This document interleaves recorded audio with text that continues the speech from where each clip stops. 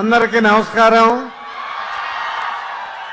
నేను సినిమాల్లో నటించడం మొదలుపెట్టి 50 సంవత్సరాలు పూర్తయిన సందర్భంగా ఈరోజు నన్ను ఇక్కడ ఘనంగా సన్మానించినందుకు ప్రొడ్యూసర్స్కి, శివగారికి నా థ్యాంక్స్ చెప్తున్నాను.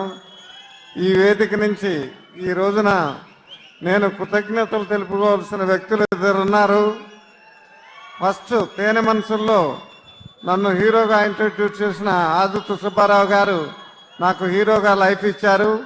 ఆ తర్వాత డూండి గారు గూఢచారి 116 తీసి నాకు తిరుగులేని విజయాన్ని అందించి మాస్ హీరోగా ఇక వెనక్కి తిరిగి చూసుకోకుండా 50 సంవత్సరాలు కంప్లీట్ చేసే స్ట్రెంగ్త్ ఆ గూఢచారి సినిమా ఇచ్చింది.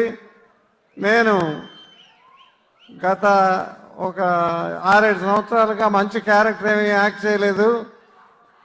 ఈ గ్యాప్ తీసుకున్నాక శివ వచ్చి ఈ పిక్చరు మరాఠీ పిక్చర్ చూపిస్తే నాకు చాలా బాగా నచ్చింది కదా, చేస్తానని ఒప్పుకున్నాను.